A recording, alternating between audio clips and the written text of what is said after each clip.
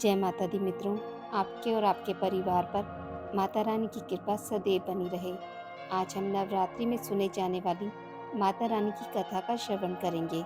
अगर आप नवरात्रि का व्रत करते हैं तो यह कथा ज़रूर सुनें। कथा को सुनने से व्रत का पूर्ण फल मिलता है। चलिए शुरू करते हैं। बृहस्पति जी बोले, हे ब्रह्मा जी, आप अत्यंत बुद्धिमान, सर्वशास्त्र और चारों वेदों को जानने वालों में श्रेष्ठ हो। हे प्रभु, कृपा कर मेरा वचन सुनो। चैत्र, अश्विनी माघ और आषाढ़ मास के शुक्ल पक्ष में नवरात्र का व्रत और उत्सव क्यों किया जाता है? हे भगवान, इस व्रत का फल क्या है? किस प्रकार करना उचित है? और पहले इस व्रत को किसने किया, सो विस्तार से कहो। बृहस्पति जी का ऐसा प्रश्न सुनकर ब्रह्मा जी कहने लगे, हे बृहस्पति, प्राणियों का हित करने की इच्छा से तुमने बहुत ही अच्छा प्रश्न किया है। जो मनुष्य मनोरथ पूर्ण करने वाली दुर्गा, महादेवी, सूर्य नारायण का ध्यान करते हैं, वे मनुष्य धन्य हैं। यह नवरात्र व्रत संपूर्ण कामनाओं को पूर्ण करने वाला है। इसके करने से पुत्र चाहने वाले को पुत्र, धन चाहने वाले को धन, विद्या चाहने वाले को विद्या और सुख चाहने वाले को सुख मिल सकता है। इस व्रत को करने से रोगी मनुष्य का रोग दूर हो जाता है और कारागार में पड़ा हुआ मनुष्य बंधन से छूट जाता है। मनुष्य की तमाम विपत्तियां दूर हो जाती हैं और उसके घर में संपूर्ण संपत्तियां आकर उपस्थित हो जाती हैं। बंध्या और काक बंध्या के इस व्रत के करने से पुत्र हो जाता है। समस्त पापों को दूर करने वाले इस व्रत के करने से ऐसा कौन सा मनोरथ है जो सिद्ध नहीं हो सकता? यदि व्रत करने वाला मनुष्य सारे दिन का उपवास ना कर सके तो एक समय भोजन करे और उस दिन बंधुओं सहित नवरात्र व्रत की कथा का श्रवण करें। हे बृहस्पति, जिसने पहले इस महाव्रत को किया उसका पवित्र इतिहास मैं तुम्हें सुनाता हूँ। तुम सावधान होकर सुनो। इस प्रकार ब्रह्मा जी का वचन सुनकर बृहस्पति जी ओम बोले, हे ब्राह्मण, मनुष्य का कल्याण करने वाले इस व्रत के इतिहास को मेरे लिए कहा। मैं सावधान होकर सुन रहा हूँ। आपकी शरण आए हुए मुझ पर कृपा करो। ब्रह्मा जी बोले, पिठत नाम के मनोहर नगर में एक अनाथ नाम का ब्राह्मण रहता था। वह भगवती दुर्गा का भक्त था। उसके संपूर्ण सद्गुणों से युक्त मानो ब्रह्मा की सबसे पहली रचना हो ऐसी यथार्थ नाम वाली सुमति नाम की एक अत्यंत सुंदर कन्या पैदा हुई। वह कन्या सुमति अपने घर के बालपन में अपनी सहेलियों के साथ क्रीड़ा करती हुई इस प्रकार बढ़ने लगी जैसे शुक्ल पक्ष में चंद्रमा की कला बढ़ती है। उसका पिता प्रतिदिन दुर्गा की पूजा और होम किया करता था। उस समय वह भी नियम से वहां उपस्थित होती थी। एक दिन वह सुमति अपनी सखियों के साथ खेलने में लग गई और भगवती के पूजन में उपस्थित नहीं हुई। उसके पिता को पुत्री की ऐसी असावधानी देखकर बहुत क्रोध आया और अपनी पुत्री से कहने लगा कि हे दुष्ट पुत्री, आज प्रभात से तूने भगवती का पूजन नहीं किया। इस कारण मैं किसी कुष्ठी और दरिद्र मनुष्य के साथ तेरा विवाह करूंगा। इस प्रकार कुपित पिता का वचन सुनकर सुमति को बड़ा दुख हुआ और पिता से कहने लगी, हे पिताजी, मैं आपकी कन्या हूँ। मैं आपके सब तरह से अधीन हूँ। जैसी आपकी इच्छा हो मेरा विवाह कर सकते हैं। होगा वही जो मेरे भाग्य में लिखा है। मेरा तो इस पर पूर्ण विश्वास है। मनुष्य ना जाने कितने मनोरथों का चिंतन करता है, पर होता वही है जो भाग्य में विधाता ने लिखा है। जो जैसे कार्य करता है उसको फल भी उसके कर्म के अनुसार ही मिलता है, क्योंकि कर्म करना मनुष्य के अधीन है पर फल देव के अधीन है। जैसे अग्नि में पड़े हुए तृण आदि उसको अधिक प्रदीप्त कर देते हैं, उसी तरह अपनी कन्या के ऐसे निर्भरता से कहे वचन सुनकर उस ब्राह्मण को अधिक क्रोध आया।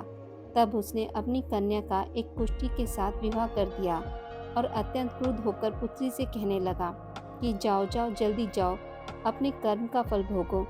देखिए भला भाग्य के भरोसे रहकर क्या करती है। इस प्रकार से कहे हुए पिता के कटु वचनों को सुनकर सुमति अपने मन में विचार करने लगी कि अहो, मेरा बड़ा दुर्भाग्य है जिससे मुझे ऐसा पति मिला। इस तरह अपने दुख का विचार करती हुई वह सुमति अपने पति के साथ वन में चली गई और भयानक वन में कुशायुक्त उस स्थान पर उन्होंने वह रात बड़े कष्ट से व्यतीत की। उस गरीब बालिका की ऐसी दशा देखकर भगवती पूर्व पुण्य के प्रभाव से प्रकट होकर सुमति से कहने लगी, हे ब्राह्मणी, मैं तुम पर प्रसन्न हूँ। तुम जो चाहो वरदान मांग सकती हो। मैं प्रसन्न होने पर मनवांछित फल देने वाली हूँ।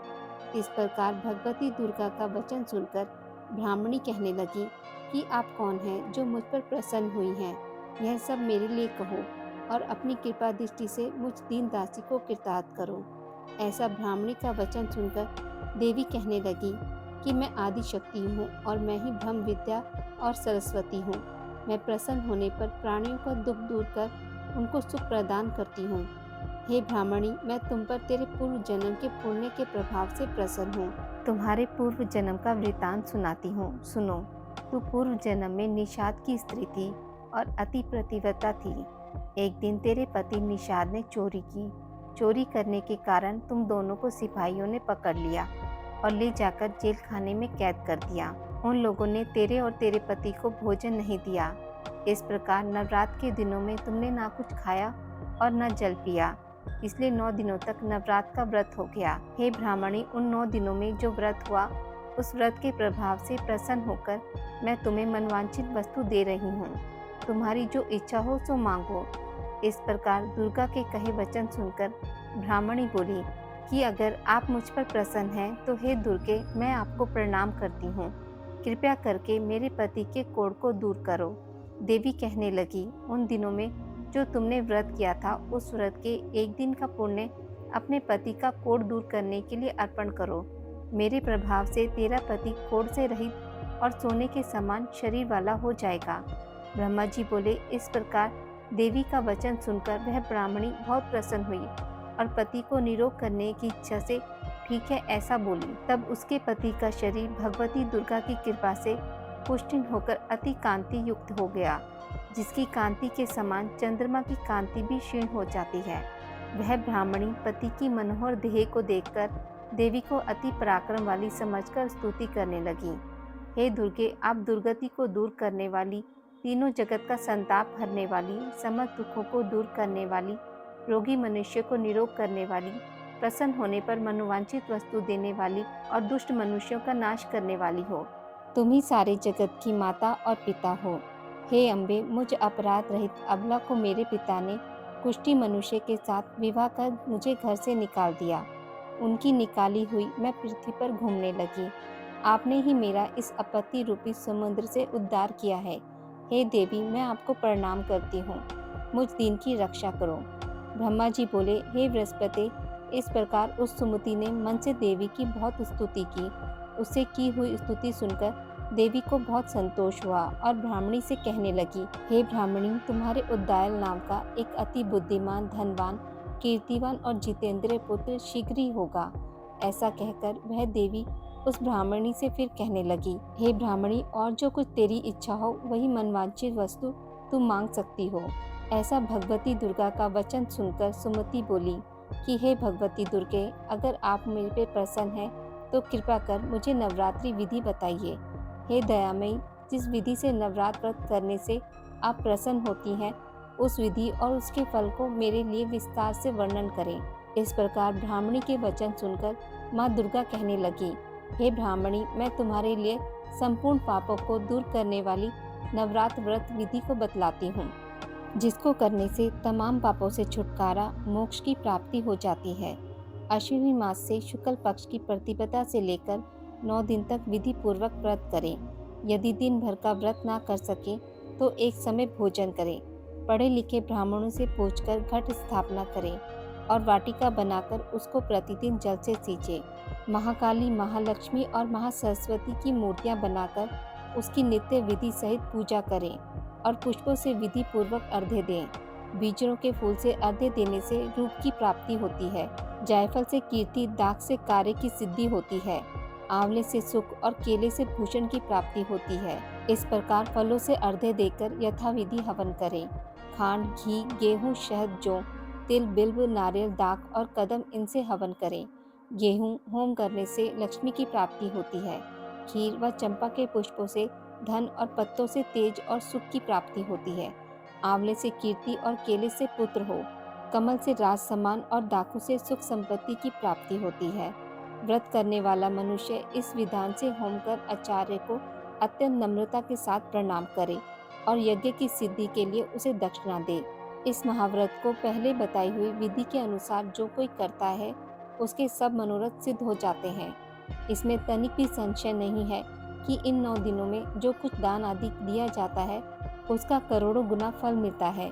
इस नवरात्रि के व्रत करने से ही अश्वमेध यज्ञ का फल मिलता है। हे ब्राह्मणी, इस संपूर्ण कामनाओं को पूर्ण करने वाले उत्तम व्रत को तीर्थ या मंदिर अथवा घर में ही विधि के अनुसार करें। ब्रह्मा जी बोले कि हे बृहस्पति, इस प्रकार ब्राह्मणी को व्रत की विधि और फल बतलाकर देवी अंतर्ध्यान हो गई। जो मनुष्य या स्त्री इस व्रत को भक्ति पूर्वक करता है वह इस लोक में सुख पाकर अंत में दुर्लभ मोक्ष को प्राप्त होता है। हे बृहस्पति, यह दुर्लभ व्रत का महात्म्य मैंने तुम्हारे लिए बतलाया है। ऐसे ब्रह्मा जी के वचन सुनकर बृहस्पति जी आनंद के कारण रोमांचित हो गए और ब्रह्मा जी से कहने लगे, हे ब्रह्मा जी, आपने मुझ पर अति कृपा की, जो अमृत के समान इस नवरात्रि व्रत का महात्म्य सुनाया है। प्रभु, आपके बिना और कौन इस महात्म्य को सुना सकता है। ऐसे बृहस्पति जी के वचन सुनकर ब्रह्मा जी बोले कि हे बृहस्पति, तुमने सब प्राणियों का हित करने वाले इस अलौकिक व्रत को पूछा है, इसलिए तुम धन्य हो। यह भगवती शक्ति संपूर्ण लोगों का पालन करने वाली है। इस महादेवी के प्रभाव को कौन जान सकता है। माँ के 9 रूपों की कथा का श्रवण करेंगे। नवरात्रि के प्रथम दिन माँ शैलपुत्री की कथा। नवरात्रि के प्रथम दिन माँ शैलपुत्री का पूजन किया जाता है। पर्वतराज हिमालय के घर देवी ने पुत्री रूप में जन्म लिया और इसी कारण इनका नाम शैलपुत्री पड़ा। प्रकृति का प्रतीक माँ शैलपुत्री जीवन के प्रत्येक क्षेत्र में सफलता का सर्वोच्च शिखर प्रदान करती हैं। शैलपुत्री के दाएं हाथ में त्रिशूल और बाएं हाथ में कमल का फूल रहता है तथा इनका वाहन वृषभ अर्थात बैल है। माँ के इस रूप को लाल और सफ़ेद रंग की वस्तुएं पसंद होने के कारण इस दिन लाल और सफ़ेद पुष्प एवं सिंदूर अर्पित करें और दूध से बनी मिठाई का भोग लगाएं। माँ शैलपुत्री का पूजन घर के सभी सदस्यों के रोगों को दूर करता है एवं घर से दरिद्रता को मिटा संपन्नता को लाता है। इनकी पूजा का मंत्र है, या देवी सर्वभूतेषु प्रकृति रूपेण संस्थिता नमस्तस्यै नमस्तस्यै नमस्तस्यै नमो नमः। नवरात्रि के दूसरे दिन माँ ब्रह्मचारिणी का पूजन किया जाता है। यह परम ब्रह्म जिनका न आदि है न कोई अंत, उसी ब्रह्म स्वरूपा चेतना का स्वरूप है। माँ ब्रह्मचारिणी नवरात्रि के दूसरे दिन इन देवी की पूजा की जाती है। नारद मुनि के कहने पर देवी ने शिवजी को पति के रूप में पाने के लिए कठोर तपस्या की थी और उन्हें ब्रह्म ज्ञान प्राप्त हुआ था, इसलिए इनका नाम ब्रह्मचारिणी पड़ा। जो भक्त ब्रह्मचारिणी स्वरूप की पूजा करते हैं उनको असीमित व अनंत शक्तियों का वरदान प्राप्त होता है। माँ ब्रह्मचारिणी के एक हाथ में कमंडल और दूसरे हाथ में जप की माला रहती है। देवी दुर्गा का यह स्वरूप हमें संघर्ष से विचलित हुए बिना सन्मार्ग पर चलने की प्रेरणा देता है। माँ ब्रह्मचारिणी को कमल और गुड़हल के पुष्प अर्पित करने चाहिए तथा चीनी मिश्रित और पंचामृत का भोग लगाना चाहिए। इससे देवी प्रसन्न होकर हमें दीर्घायु एवं सौभाग्य प्रदान करती हैं। माँ ब्रह्मचारिणी की पूजा का मंत्र है, या देवी सर्वभूतेषु सृष्टि रूपेण संस्थिता नमस्तस्यै नमस्तस्यै नमस्तस्यै नमो नमः। माँ चंद्रघंटा। नवरात्रि के तीसरे दिन माँ चंद्रघंटा का पूजन किया जाता है, जिनके मस्तक पर घंटे के आकार का अर्धचंद्र होता है। माँ चंद्रघंटा के 10 हाथ हैं, जिनमें कमल का फूल, कमंडल, त्रिशूल, गदा, तलवार, धनुष और बाण हैं। एक हाथ आशीर्वाद तो दूसरा अभय मुद्रा में रहता है। शेष बचा एक हाथ वे अपने हृदय पर रखती हैं। माता का यह प्रतीक रत्न जड़ित आभूषणों से सुशोभित है और गले में सफ़ेद फूलों की माला शोभित है। इन देवी का वाहन बाघ है। माता का घंटा असुरों को भय प्रदान करने वाला होता है और वहीं इससे भक्तों को सांसारिक कष्टों से मुक्ति मिलती है। माता का यह स्वरूप हमारे मन को नियंत्रित रखता है। नवरात्रि में माँ के इस रूप को दूध और दूध से बने पदार्थों का भोग अर्पित करना चाहिए। इनकी साधना का मंत्र है, ओम देवी चंद्रघंटाय नमः। माँ कुष्मांडा। देवी दुर्गा के 9 रूपों में से यह चौथा रूप है। कु का अर्थ है छोटा, ऊष्मा का अर्थ है ऊर्जा और अंडा ब्रह्मांडीय गोल का प्रतीक है। हिंदू धर्म की मान्यता के अनुसार जब ब्रह्मांड में अंधकार छा गया था, तब इन देवी ने अपनी मंद मुस्कान से पूरे संसार में उजाला कर ब्रह्मांड का निर्माण किया और तभी से इन्हें कुष्मांडा कहा गया। ऐसा माना जाता है कि इन देवी का निवास सूर्य लोक में है। क्योंकि उस लोक में निवास करने की क्षमता केवल इन्हीं के पास है। माँ कुष्मांडा की 8 भुजाएं हैं, जिनमें से 7 भुजाओं में वे कमंडल, धनुष बाण, कमल का फूल, अमृत कलश, चक्र और गदा धारण करती हैं और 8वें हस्त में सर्व सिद्धि और सर्वनिधि प्रदान करने वाली जपमाला सुशोभित है। नवरात्रि के चौथे दिन देवी कुष्मांडा को मालपुए का भोग लगाकर आप उनकी कृपा प्राप्त कर सकते हैं।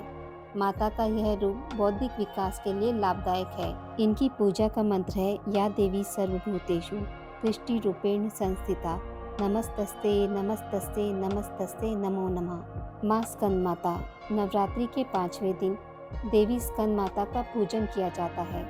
ब्रह्मांड में व्याप्त शिव तत्व का मिलन जब देवी शक्ति के साथ होता है तो स्कंद का जन्म होता है।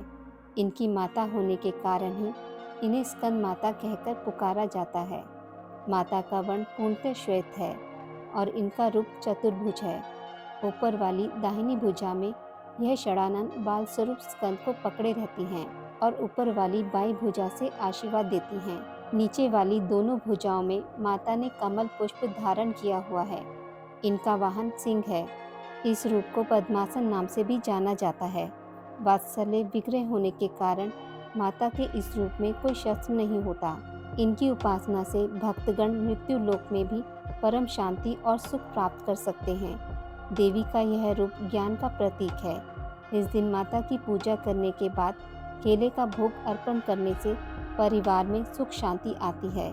इनकी पूजा का मंत्र है, या देवी सर्वभूतेषु मातृरूपेण संस्थिता नमस्तस्ते नमस्तस्ते नमस्तस्ते नमो नमः। माँ कात्यायनी। कात्यायनी ऋषि के गोत्र में जन्म लेने के कारण इन देवी का नाम कात्यायनी पड़ा, जिनकी पूजा नवरात्रि के छठे दिन की जाती है। दिव्यता का अति गुप्त रहस्य एवं शुद्धता का प्रतीक यह देवी मनुष्य के आंतरिक सूक्ष्म जगत से नकारात्मकता का नाश कर सकारात्मकता प्रदान करती हैं। 4 भुजाओं वाली देवी के इस रूप का वर्ण सुनहरा और चमकीला है। रत्न आभूषणों से अलंकृत देवी कात्यायनी का वाहन खूंखार सिंह है, जिसकी मुद्रा तुरंत झपट लेने वाली होती है। ऊपर वाली दाईं भुजा से माता की ऊपर वाली भुजा अभय मुद्रा में होती है तथा नीचे वाली वर मुद्रा में होती है। बाईं तरफ की ऊपरी भुजा से उन्होंने चंद्रहास तलवार धारण की है, तो नीचे वाले हाथ में कमल का पुष्प पकड़े रहती हैं। एकाग्रता से माता की पूजा करने वालों को धर्म, अर्थ, काम और मोक्ष की प्राप्ति होती है। माता की उपासना कर शहद का भोग लगाएं, जिससे जीवन में खुशहाली, यौवन और संपन्नता बनी रहती है। इन देवी की पूजा का मंत्र है, या देवी सर्वभूतेषु स्मृति रूपेण संस्थिता नमस्तस्ते नमस्तस्ते नमस्तस्ते नमो नमः। माँ कालरात्रि। भय से मुक्ति प्रदान करने वाली देवी कालरात्रि की पूजा हम नवरात्रि के 7वें दिन करते हैं। इनकी पूजा से प्रतिकूल ग्रहों द्वारा उत्पन्न दुष्प्रभाव और बाधाएं भी नष्ट हो जाती हैं। माता का यह रूप उग्र और भयावह है, लेकिन अपने भयावह रूप के बाद भी यह भक्तों को शुभ फल प्रदान करती हैं। ये देवी काल पर भी विजय प्राप्त करने वाली हैं। माँ कालरात्रि का वर्ण घोर अंधकार की भांति काला है। बाल बिखरे हुए हैं तथा अत्यंत तेजस्वी 3 नेत्र हैं। इनके गले में बिजली की चमक जैसी माला भी होती है। माँ के 4 हाथों में से 2 हाथ अभय मुद्रा और वर मुद्रा में होते हैं तथा शेष दोनों हाथों में चंद्रहास खड़ग अथवा हंसिया एवं नीचे की ओर व्रज होती है। माता के तन का ऊपरी भाग लाल रक्तिम वस्त्र से एवं नीचे का भाग बाघ के चमड़े से ढका रहता है। इनका वाहन गर्दभ होता है। 7वें दिन देवी के इस रूप को गुड़ अर्पित करने से बाधाओं से मुक्ति मिलती है। इनकी पूजा का मंत्र है, ओम ह्रीम क्लीम चामुंडा विच्चे। माँ महागौरी। नवरात्रि के 8वें दिन माँ महागौरी का पूजन किया जाता है। मान्यता है कि जब माता पार्वती ने भगवान शिव को पति रूप में प्राप्त करने के लिए कठोर तप किया, तब उनकी देह क्षीण और वर्ण काला हो गया। जब प्रसन्न होकर भगवान शिव ने उन्हें अर्धांगिनी रूप में स्वीकार किया, तो अपनी जटा से निकली पवित्र गंगा की जलधारा माता पर अर्पित की, तो उनका रंग गौर हो गया। महागौरी का वाहन श्वेत वृषभ है। देवी का यह 8वां स्वरूप शांत स्वभाव का और सुहागिनों को सुहाग देने वाला है। इनको भोग में नारियल चढ़ाना चाहिए। इनकी पूजा का मंत्र है, सर्व मंगल मांगल्ये शिवे सर्वार्थ साधिके शरण्ये त्र्यंबके गौरी नारायणी नमोस्तुते। माँ सिद्धिदात्री। नवरात्रि के अंतिम दिन देवी सिद्धिदात्री की पूजा होती है। ये देवी सभी सिद्धियों को प्रदान करने वाली हैं। पुराणों में यहाँ तक बताया गया है कि भगवान शिव को भी अपनी सिद्धियाँ इन देवी की पूजा से ही प्राप्त हुई थी। सिद्धिदात्री माता के कारण ही अर्धनारीश्वर का जन्म हुआ। इनका वाहन सिंह है। चतुर्भुज देवी के दाएं और ऊपर वाले हाथ में गदा और नीचे वाले हाथ में चक्र रहता है। बाएं और ऊपर वाले हाथ में कमल का पुष्प एवं नीचे वाले हाथ में शंख रहता है। नवमी के दिन इनकी पूजा उपासना कर कन्या पूजन करना चाहिए, जिससे देवी सबसे अधिक प्रसन्न होती है। इनकी पूजा कर हलवा पूरी खीर आदि का भोग लगाएं। इनकी पूजा का मंत्र है ओम महालक्ष्मी विद्महे विष्णु प्रियाय धीमहि तन्नो लक्ष्मी प्रचोदयात् एवं या देवी सर्वभूतेषु लक्ष्मी रूपेण संस्थिता नमस्तस्यै नमस्तस्यै नमस्तस्यै नमो नमः। आज की इस वीडियो में बस इतना ही। मित्रों, अगर आपको मेरी वीडियोस पसंद आती हैं तो इसे लाइक और शेयर ज़रूर करें और पूजा पाठ से जुड़ी जानकारी के लिए मेरे चैनल को सब्सक्राइब करना ना भूलें। धन्यवाद।